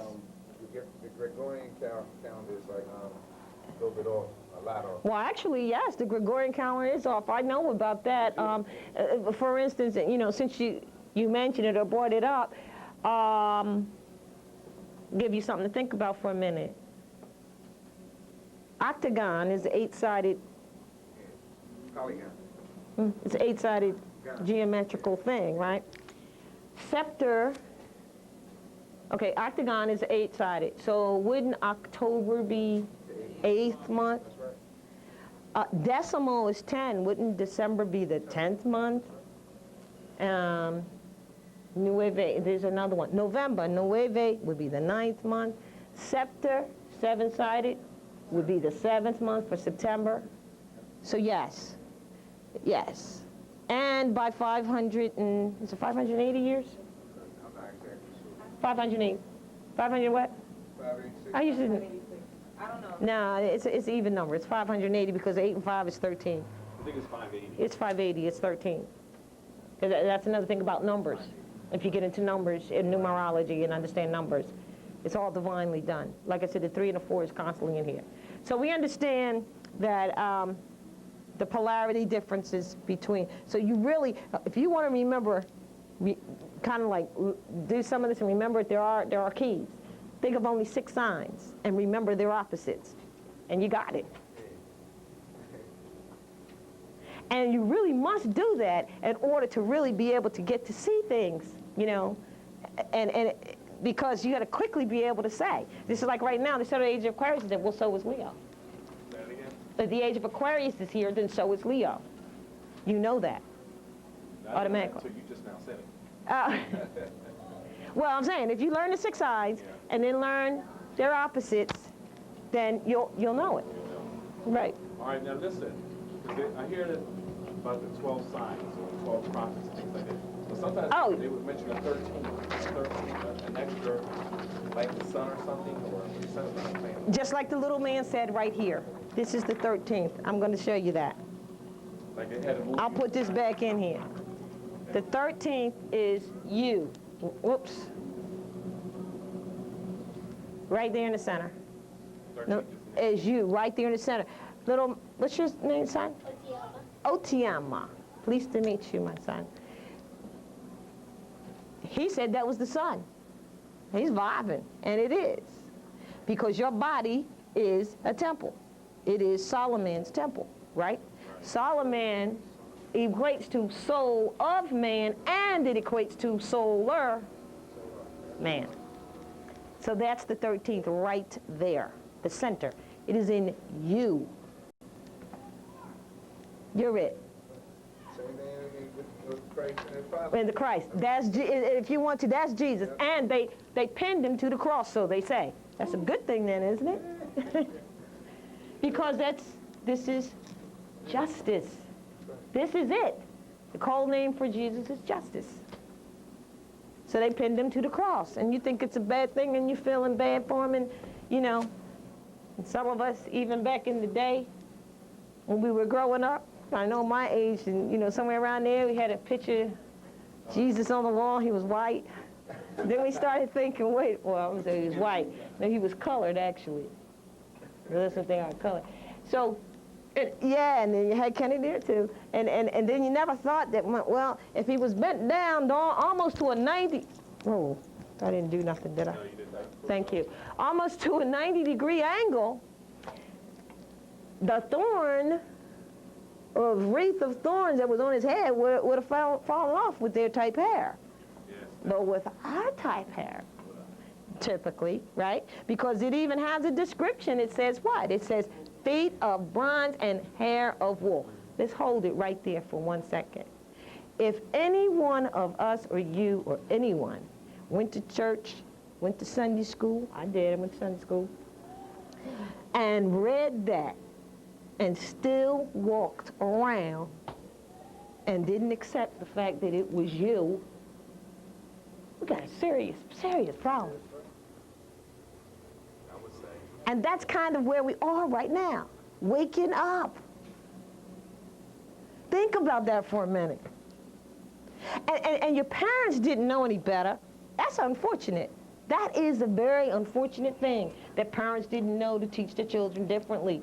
But we have to stop that cycle. We must, we must, we must, we must, we must, we must. How many times did I say that? 9, I believe. 9, yeah. We have to.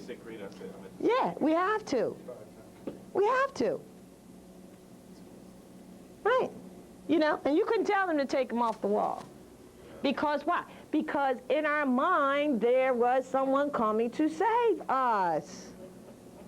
I have something And, very you know. interesting I want to say. Now, in our homes, our families had the photo of Jesus, the European guy. But I used to be with a European female a long time ago. And in her home, my mother's home, they had a photo of Jesus looking like you and I from Ethiopia. She said, no, that's the real Jesus. I was like, He's not, yeah, it looks like me. I It can't be me. argue this. It's like, Yeah, yeah. Well, that's because that's how far we have fallen, and that's how much we don't know. And that's how much we don't know, and that's how far we have fallen. Okay, let's go into, so I want to get to the aspects, because that is the true difference in your sign. Okay, now I'm going to get to the houses. Do I have that? Let's go to the houses. All right. You're going to find this interesting, I think. We talked about the planets. No, we've talked about the planets and the signs that move around or through the houses. Well, let's see what these houses are that they're moving through. Okay? Is that big enough to see? bring it down. What, down like this? Right there. Oh, that makes a whole different thing? Oh, I see. Okay. Let's look at the houses. I already told you that they are broken up into 3 types, which is 4 categories: life, wealth, relationship, endings. Angular, succedent, and cadent. Angular, succedent, and cadent is equivalent to cardinal, big, cardinal, cardinal, mutable. Cardinal, fixed, mutable. Say it again. Cardinal, fixed, and Mutable. Okay, we could say flexible too, because mutable is like the same, means to be flexible and be able to bend and change. You know how you have the mutant turtles, the teenage mutant, did you have those? Okay, well that was, my son came out here. Yeah, that mutant means to change, to mutate from one thing to the next. That's what mutate means. So we're gonna say flexible for you.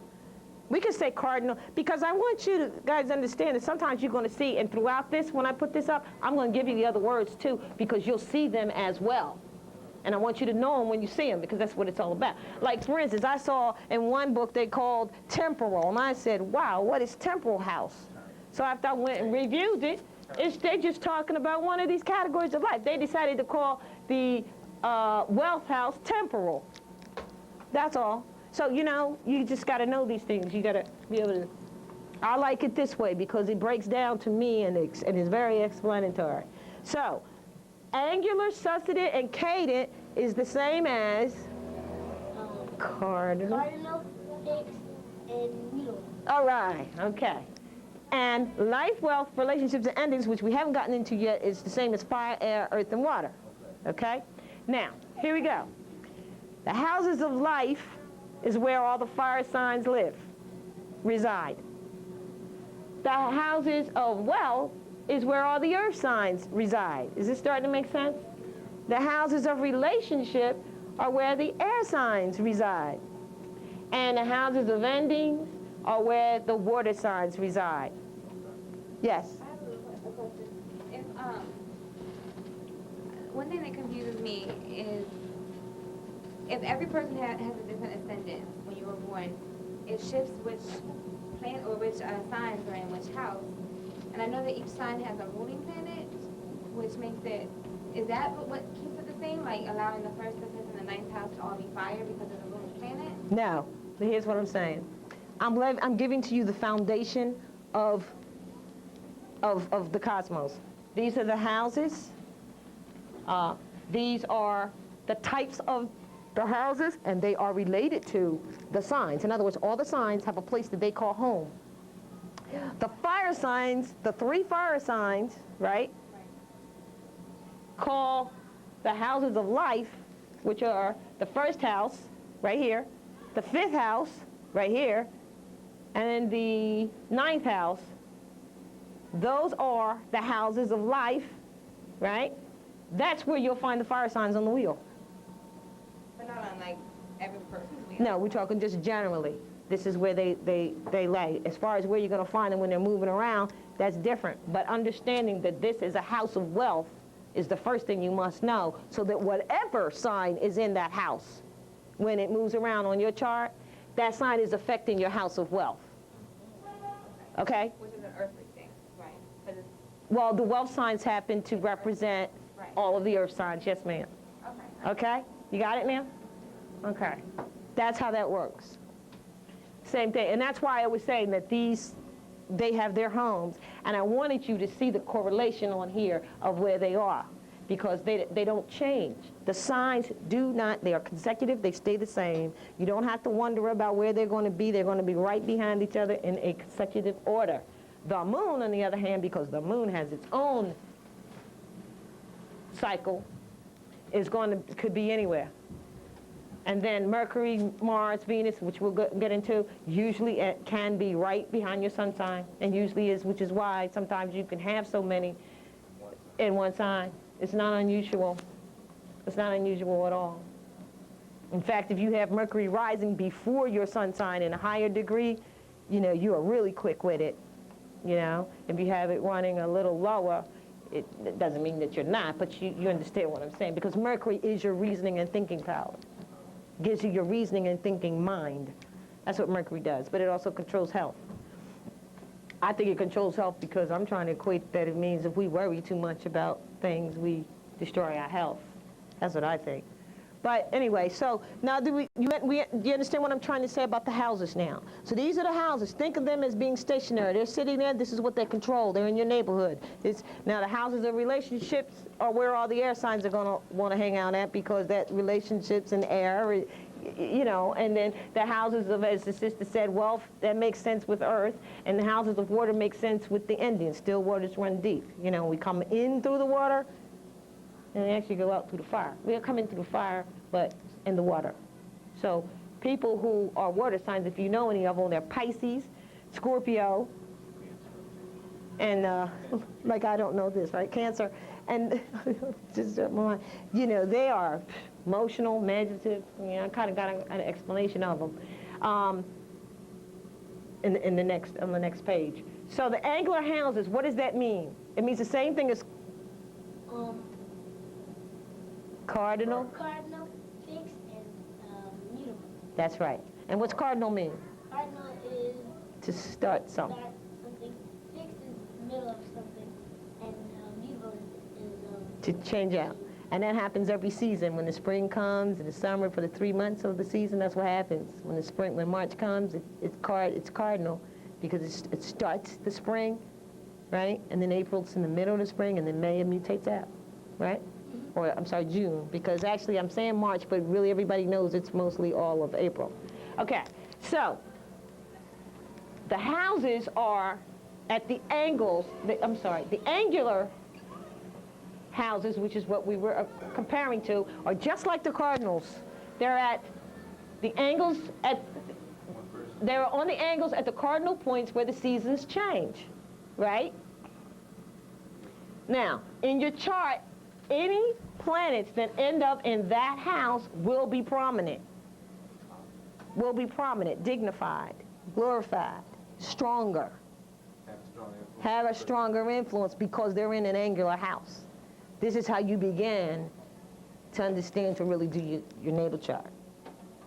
You know how you say, well, that could be this, that could be that. Use this, because this is where it's at. This is what it means. If it ends up in a house that is cated, which is mutable, it can go either way if there's another planet there, because all of this depends on what other signs and planets are in the house with you. It's like if I came over to your house and I have this certain energy, well, it depends on what other energy is there, how that will work out, you know what I mean? So it all depends on that, but how you determine it is knowing what the foundation is. If you're in a sustenance house, which is mutable, which is flexible, then 9 out of 10, your situation is going to crash. And whoever the stronger planet is, you can forget about the other planet because the other one's going to win out. You see what I mean? And that's how you start understanding.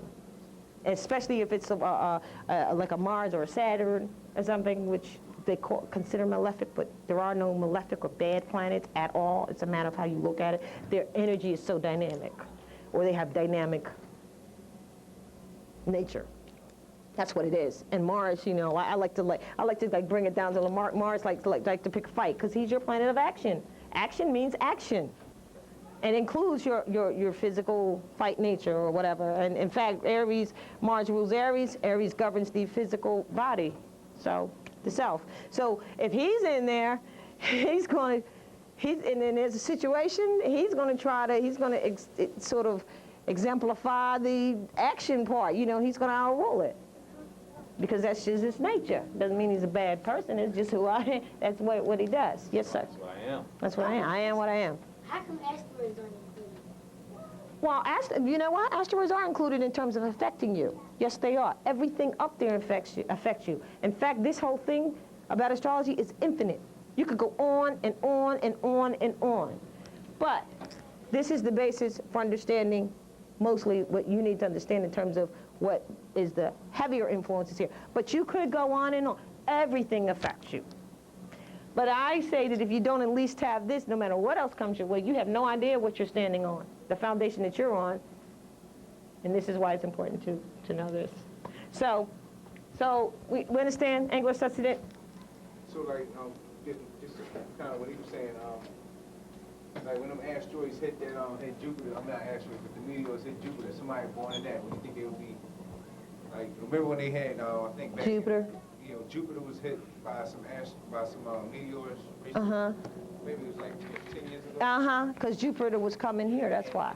Right, and that kind of like, that kind of threw a curve in figuring out this, like, and would it be having a significance? No. So on somebody's being, No, because the planets are coming. I'm trying to find where I have the time, how fast. I think it's every 8 years Jupiter moves. Is it every 8 years? I got it right here. Okay, here we are, Jupiter. Sorry. It stays in, it's not 8 years. It's Uranus that's every 7 years. Jupiter is it takes 12 years for it to go around the entire solar system. But it stays in one place for 1 year. And then after that, you have Saturn. It stays in one place for 2.5 years, 7 years for Uranus, 13 years for Neptune, and 20 years for Pluto, which is why Pluto and Uranus is known to affect generations of people, because they're in the generation. They're in the same place for so long. So, of course, they're going to affect the whole generation of people that are born. They're going to have the same natures. But as far as an asteroid, I mean, the activity, in fact, if it wasn't for certain things, we would probably, that are in the cosmos, I mean, the asteroids are flying around all the time, right? They're flying around all the time. My understanding, they got an orbit between Mars and Jupiter. Yeah. I mean, there's a lot. Totally outside of Pluto, too. Oh, there's a lot. There's a lot that is out there. I mean, I was looking and looking at all the moons, as he was saying, that belong to, you know, everybody's talking about the Charon now. It's a moon of Pluto. The moon of Pluto. What? So I got to look into that, right? I heard that Pluto was the moon of Neptune. And probably, no. They never knew about Pluto. Or they said they never knew about Pluto. Pluto was the last one that kind of came into the system, so they say. Right. Okay? But all of them intertwine, right, see it up there? All of them intertwine, and that's why with understanding that and understanding and doing your natal chart, you'll understand who you are, because you're made of what is out there. There's no question. And once you understand the basis of that, then if you like to go out to the next solar system and so on, do so. But don't go without the principles of of his. Yeah, you have to. It's just like people saying that they're going to go, I forgot what you used to say, that they're going to go, yeah, and they don't even know what is on this plane. Right. Yeah. You know? Yes. Well, you guys were talking about asteroids, and isn't Chiron an asteroid? And doesn't have an astrologer start looking at that in the past, like, 30 years? Like Chiron. Or Chiron, I don't know. Chiron. Chiron. Oh, okay. And that might be a Chiron, K-I-R-N. No, C-H-I-R-O-N? Chiron. Chiron. Some people say Chiron, but it's Chiron. Oh, But isn't that an asteroid? Now, I just read it as a moon of Pluto. Oh, really? See, you read it as an asteroid. They don't know what it is. Oh. It's something that is that has a course, and it's back on its course, and who knows? That course, we talked about, we're talking about the 10 that we know, including the sun and the moon. 20 years, we've got Pluto out, right? Charon could only come around every 2,000 years. And so they're finding they're finding so many. What I'm saying is that there's not just this 10, but I can guarantee you that these 10 are what affects us here directly and should know our, you feel me? First. And then do daily transits based on them, as you would mention if you want to. Are there others? Absolutely. Absolutely. It's infinite.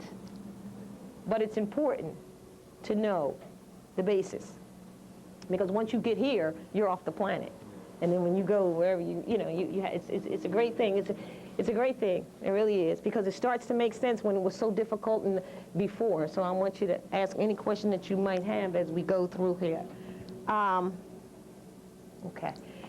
All right, so now we have the angular, the susseted, and the cated. The fixed.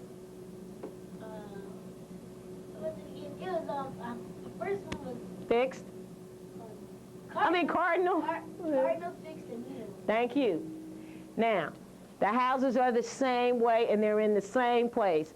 This is Aries, cardinal. This is an angular, same as cardinal. Gives you, it's stronger. Whatever planet is in there, because it's at an initiating point, is going to be stronger.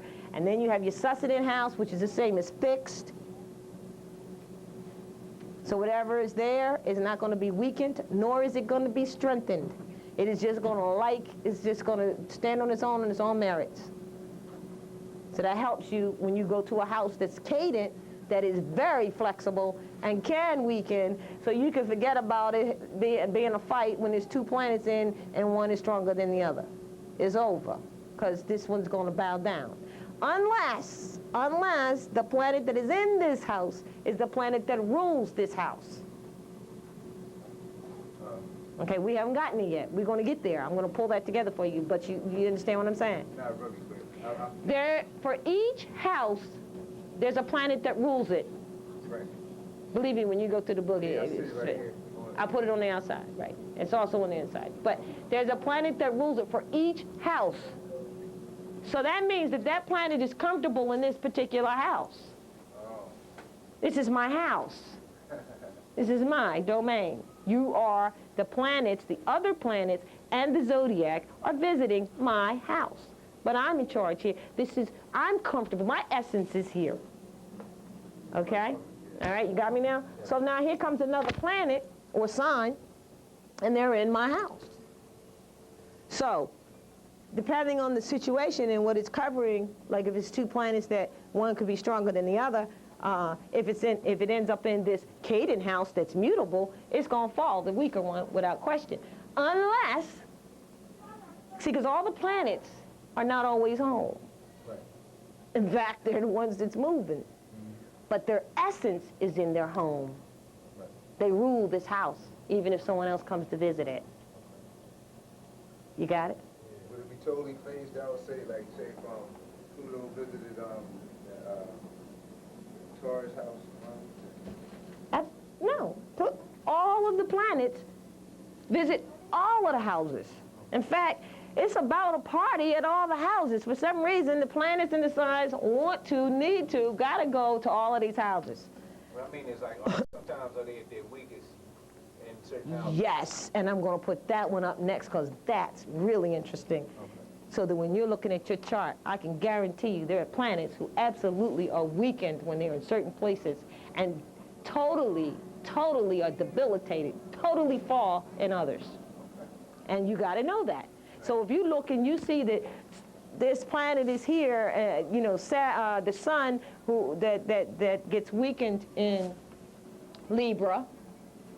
Why? Why does it get weakened in Libra? Mars, you talking The sun. Why does it weaken in Libra? Because Libra needs balance and unity, and the sun is like, I will. No. Close, but no cigar. We didn't want no cigar anyway. Because Libra, when I did the precession, is on the descendant line. Oh, okay. And the sun is getting ready to fall into the darker months. So it begins to weaken there. And Libra is right there. That's since you in the northern hemisphere, right? What do you mean? The hemispheres don't change. Because I thought like Do you have a question about the fact? you're stronger than I'm in the southern hemisphere. Yeah, but that's the southern, but this is the southern hemisphere. Oh, just hit me. Yeah. When you said the southern, you see Jordan, when you said what you said. Let me show you why. There's a guy named astronaut, he used to do astrology. He's an old astronaut, French guy. Nostradamus. Nostradamus. Nostradamus. Uh-huh. He was into the astrology. And he said that this Messiah or someone or a group of people is going to come from the south. Invade stuff like this over there. Yep. They're going to invade the north Yep. and conquer the. Yep. All right, listen to this. Because, I mean, I'm wondering if anybody ever had the question, because I had the question too. I just couldn't figure it out. I've done wheels. I've had Aries at 12 o'clock. I've had Aries over here. I've had, you know, and it doesn't really, I mean, it does matter because you need to learn it correctly, but no matter where you put it, because it's 360, it's always going to come out right in terms of what's next to it because it's 360. So even when you see it and it's not corrected like I have on here, I got Aries, I mean, it's there, but in really learning where it is, the Aries rises on the ascendant, and so it's going to be at 9 o'clock. That is not correct.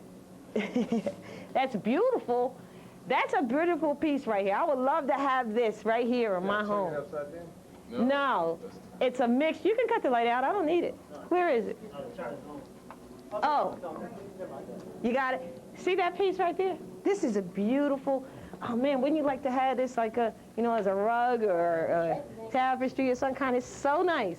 But it is a mixture of, just to give you an example, I believe it's, I don't know if it's some sort of Hindu or whatever, but this is their thing. They put it all together as such. So you will see a lot of things and think, oh yeah, hey, this is zodiac. I'm telling you, you need to know what it really, really is supposed to be, and what somebody does with it is one thing. That's why I gave the progression of the sun. That's why that foundational message was there. It starts here. So, like you were saying about planets falling, Oh, right, in certain house. being detriment. Yeah, I'm going to put that up. That's a real interesting study. It was mind-blowing for me. But the sun, for instance, starts falling in Libra. Okay. That is not even the one that has Libra. That's a house one. Libra and the descendant. Where is my travel? It falls in Libra because, and see, this is when it starts to make sense. It's common sense. And when you can apply common sense, here we go. Let's go back here to this one. Okay? The sun falls or begins to fall is detrimented in Libra. Because as it travels, when it gets to Libra, it's on the descendant line. Descend means to fall. It's falling. The sun's falling. See? And that's what happens to all the planets as well. They have spots that they have basically 4 spots. Their home, which is why I was showing you where their home was. It's important to know that. They're strongest in their home, just like you're strongest in your home. And then they have their detriment part, which you're going to find real interesting. It's the 180-degree opposite. Then, right. The one underneath the degree opposite. 180-degree polar. 180. Okay. 180. 180. Oh, right across. The polar. Right. Then they have their exalting. The sun is exalted, or the planets are exalted in certain other places, signs. So then they'll be exalted, right? Right? Air. Exalted. Exalting the sun. Because why? Because it's getting ready to come and do its thing. Because remember, it becomes truly dignified right here. So it's on the road to its exaltation. Its highest point is in Cancer. Its highest point is in Cancer, which is the summer solstice. But when you break this into the 90-degree angle and the season, which keeps repeating itself, cardinal fixed mutable, in, initiate, the end, out, then it would have to be right there where it gets totally dignified in the summer. And I love this, the best part of the year. It's the best part of the year for most people. Right now.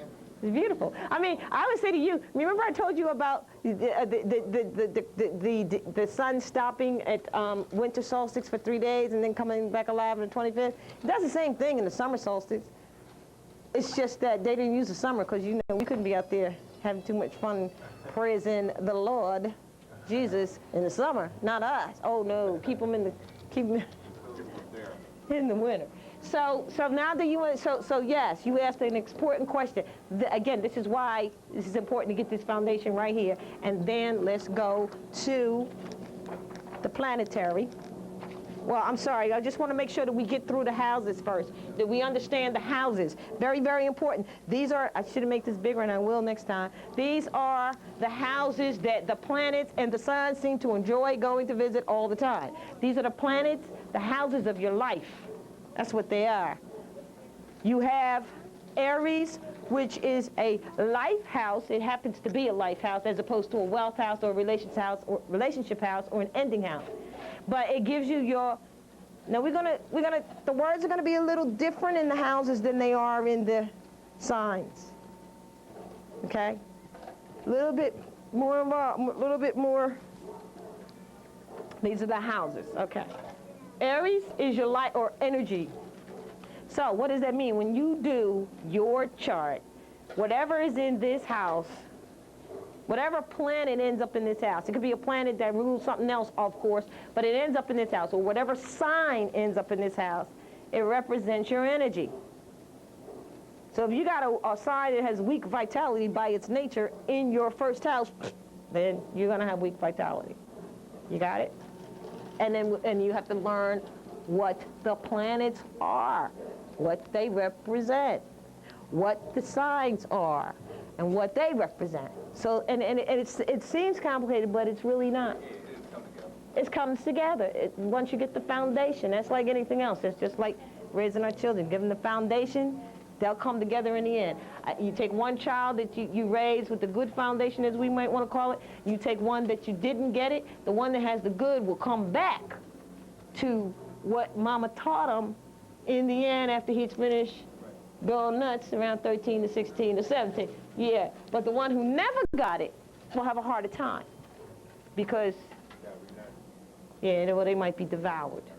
They might be devoured by that time, especially in these days and time, or they got to learn it over again. All right, so it's come together, right? It's real exciting. Okay. Question. Yes. The time that Jesus came in, they used that in the house of Pisces. But what did Muhammad? I know what Jesus they say about Jesus and Moses, but which one was Muhammad Ali? Muhammad Ali. No, not Muhammad Ali. I know. I liked Muhammad Ali. And Ali. Oh, those were. I didn't study it. Oh, okay. Yes, I do know. In relation to. I do know. Just give me a second. Well, the secrets. Robert Jordan came during the secrets. The end of the secrets. Right? Yeah, the end. He was coming in to bring you into the dawning. Yes, he was definitely coming in to bring you into the dawning. Yeah. Okay. Okay. Now, so we have that. So we have the house of life. Now, what makes sense to me, and when I told you that the fire signs belong to the earth, to the houses of life, do you see why now? Yeah. Because the first house is the house of fire. It's energy. The second house is the house of fire. It's creativity. We're still talking about creating, right? Fire, right? Or offspring. The third is about learning, which is the Sagittarian. Now, this is the difference between what you desire and what you aspire. Okay? You ever know a Sagittarian? Yes. Let me see. Always smiling, always optimistic. Look for them when you want to be optimistic. Philosophers, and they're always how can I put this? They're always smiling, they're always kind of upbeat all the time. The problem, the negative part of that is, their key word is, oh, I see, because opposite from them is Gemini, which is I think. So you can learn if you can think, right?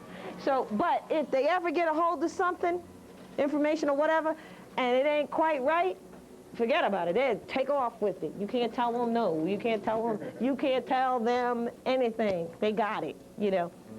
That's how they are. But anyway, that's generic because there's different factors that are involved in that. Like I'm going to show you that each sign has its separate deacon. You think that you're a Leo, so you're ruled by the sun, but really you're ruled by Jupiter. You may be ruled by Jupiter and or Mars, because all fire signs, all signs break down into 3 divisions, depending on the degree that you're born in or the deacon that you're born in. They're called deacons. Every 10 days changes the guard.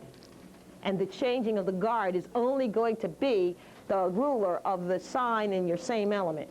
So if you're an air sign, let's say Libra, and you're ruled by Venus. And that would be the moon? No, Venus rules the air sign. Okay, so the next air sign is Uranus for Aquarian. Right. And the other one is Mercury for Gemini. So you may be a Libra, but depending on where you are, you may not be ruled by Venus. Still the general essence, but you are ruled by either one of those other 2 I signs. have to look at the other fire signs. You have to look at the other. First thing you got to look at is what degree were you born into your sign. So if you were a Leo, then were you born in the first 10 days? 15th of August. So you're in the middle 10 days. So then it's the sun and I believe Jupiter. And Jupiter bestows your gifts and offers expansion. So that stays the same for each year? That doesn't change? No. depending on the year you were born? No, Okay. no, that's foundational. All this is foundational stuff that has, you know what I mean? And you, right. I'm gonna put a diagram up that shows you that. A lot of people didn't know that about their signs. I found it to be really, it's called the changing of the guards. That's what I call it. And it's like 3, so it's kind of like 3 sections of that particular sign. This is interesting. And here's another thing. Remember I told you it's a repetition of the principle. Each season is 3 months. Right. Each month or sign within the month is 30 days. Inside the 30 days is broken up into 10 days. Oh, okay. That's where the change So comes. basically, so again, so if you would say born at the beginning of Scorpio, You got it? so the beginning of Scorpio, the first 10 days would be like Pluto, and the middle 10 would be Neptune. and then Yeah. what other one? So you see the difference? Oh, and then No, the moon. And then the moon. Right, exactly. So now do you see how people are all going to be different, but it really isn't that complicated if you have the foundation on what it is. But you may find some people who are out there to think that they know what it is, and you know, they might want to sell it to you for too much, or you know, they want to keep it to themselves because they know something. And you experience, you know what I mean? It's not it. Certainly it's not my intention. My intention is you should know this and teach it to your children. And teach it, and believe me, it will help. When we're done, it'll help you in your life. It'll help you if you got a problem with getting rid of the guide. It'll help you there too, because that's the first thing you need to do. Then it's going to help you because, believe me, you will not need to go and try to figure out what's wrong. You will know instantly. In fact, the interesting part of doing this and then doing your own chart is that as soon as you see it, you know it. Especially when you do your own thing, your own chart. You know exactly why you do what you do. And if you continue to do something that you're not supposed to do, like say if you smoke cigarettes, okay, and I'm not getting down on anybody that does, you know what I mean, and you know that you should not, you ought not. It's okay. You know, you're going to get your retribution before it's going to come around anyway. So it doesn't matter what excuses you put in your head. It's all about your will to do so. That's what that's about. But the planets are going to do their thing regardless to whether you recognize or do the right thing or not. It is repetitious. It doesn't change in terms of its nature. And it's like I told you earlier, none of the planets are bad. I am who I am. I do what I do. I've heard people say to me, because when they talk about planets and angels, that's what they are. They're angles of light. That's where angels come from. Angle of light, right? So I've heard people say, oh, they're malevolent. They don't want to do for us. No. They just do what they do, and they're not bending in it because this is who I am. I am who I am, and this is what I do. I think about now we should take a break. Okay, how about this?